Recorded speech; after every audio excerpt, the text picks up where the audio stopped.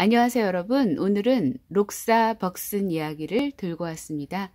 신나게 달리고 마음껏 상상하는 자연 놀이터. 여러분의 마음속에 자연 놀이터 가지고 계신 거죠? 네, 그래서 앨리스 맥네란이 지었고요. 바바라 쿠니가 그림을 그렸다고 하네요. 아기장수 날개에서 옮겼고요. 출판사는 고슴도치입니다. 이런 유년 시절을 겪으신 분들은 과거를 소환하시면 될 것 같고요. 그렇지 못하신 분들은 지금부터라도 상상의 놀이터를 만들어 보시면 어떠실까 싶습니다. 네.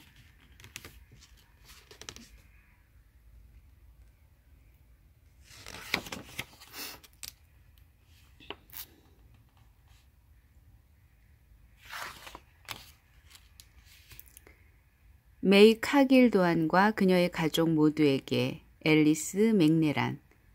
록사벅슨의 안내자 태해를 위하여 바바라 쿠니.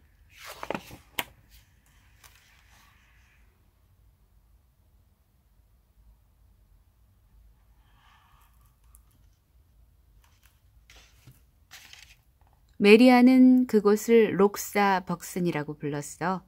메리아는 언제든지 모르는 이름이 없었으니까.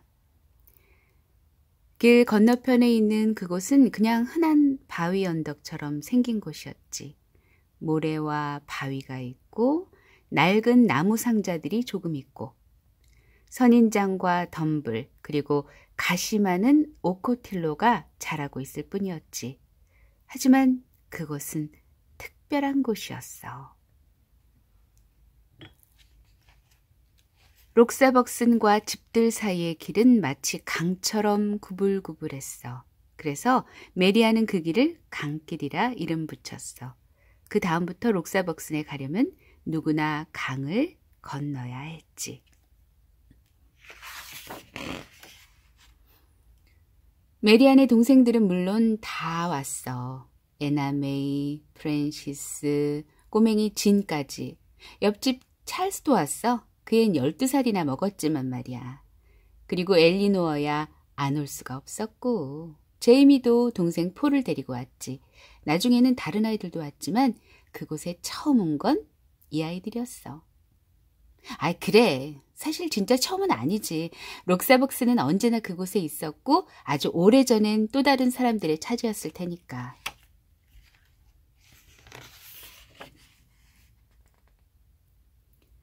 메리아는 어느 날 땅속에서 검은 돌멩이가 가득 든 양철 상자를 파냈어. 아이들은 그게 뭔지 단박에 알아차렸지. 숨겨진 보물이었던 거야.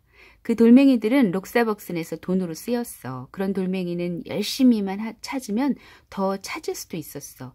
그래서 어느 날은 하루 종일 보물찾기만 하기도 했어.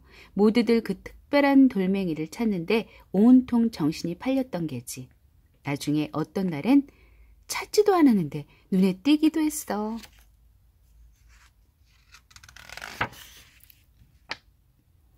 록사벅슨 마을은 점점 커졌고 돌로 경계를 표시했어. 맨 먼저 새하얀 돌들로 큰 길을 만들고 그 다음엔 집들도 만들었지.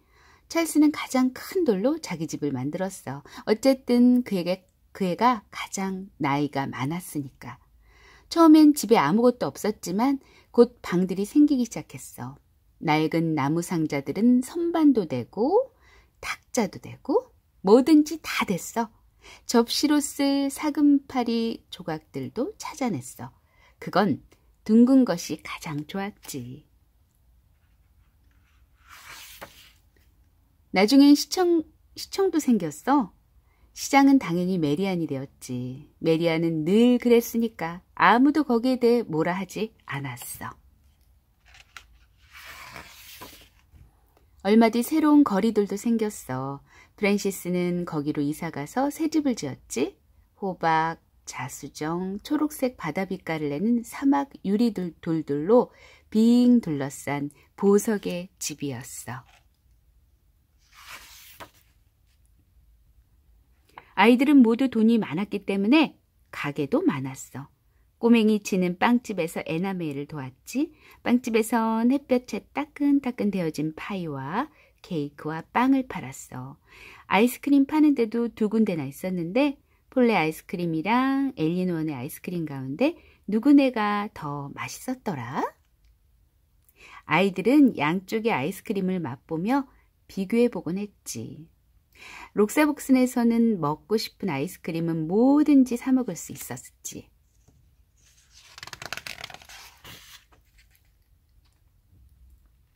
아이들은 모두 자동차를 갖고 있었어.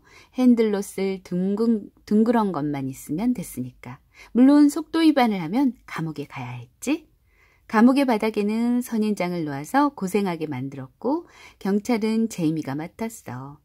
에나메이, 부끄럼쟁이 꼬마가 늘 속도 위반을 했는데 꼭 감옥에 가고 싶어서 그러는 것 같았다니까.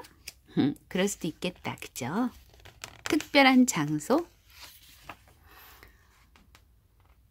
하지만 말을 타면 바람처럼 빠르게 달릴 수 있었어.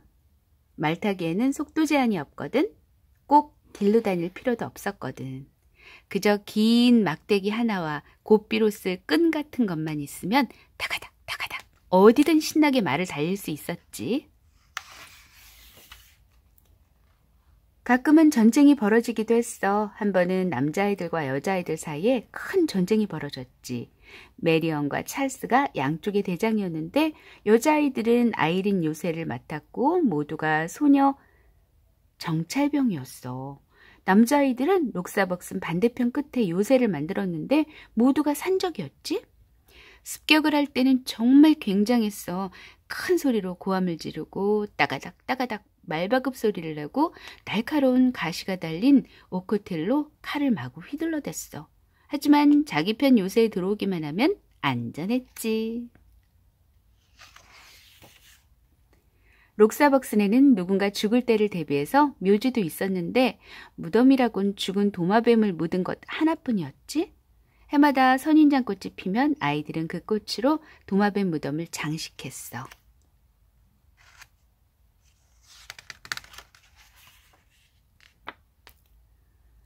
겨울에 가끔 날씨가 안 좋거나 아이들이 모두 학교에 있을 때면 몇 주가 지나도록 아무도 록사벅슨에 가지 않았어. 하지만 상관없었어. 록사벅슨은 언제나 우리를 기다렸고 록사벅슨은 언제나 그곳에 있었으니까. 봄이 되어 오코틸로 꽃이 피면 꽃을 따서 꿀을 빨아먹었어. 방도 새로 만들고 꽃보석으로 창문도 꾸몄지. 여름이 되어 오른쪽 비탈에 집이 3채 더 생겼고 큰 길에는 가게가 2개 더 생겼어. 그렇게 시간이 지났어. 아니, 지나갔어. 계절이 바뀌고 해가 바뀌고 하지만 록사벅스는 언제나 거기에 있었어.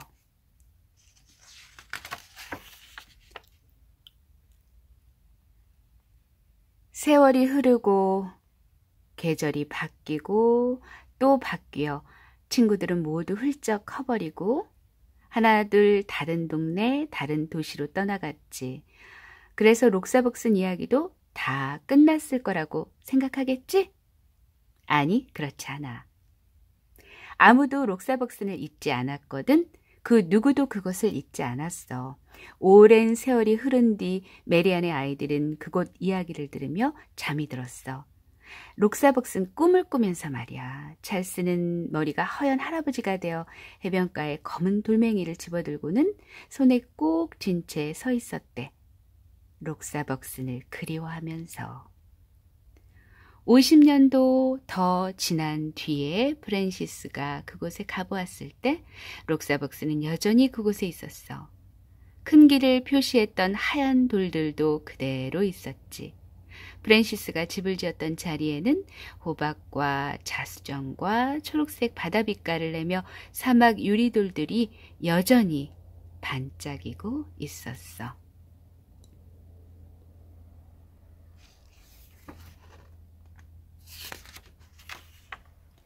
록사벅스는요, 바위와 상자라는 2 단어를 합하여 만든 이름이에요.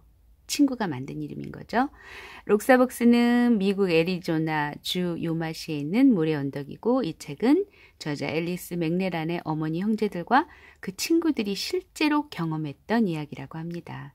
앨리스 맥레란은 어머니와 친척들로부터 이야기를 듣고 활기차고 티 없이 맑은 아이들의 세계를 작품으로 되살려내는데 성공했대요. 록사벅스는 진짜로 재밌게 노는 법을 잊어버린 요즘의 아이들에게 꼭 전해주고 싶은 선물이며 어른들에게도 가장 행복하게 기억되는 그런 어린 시절의 추억들을 되새기게 해주고 싶었대요.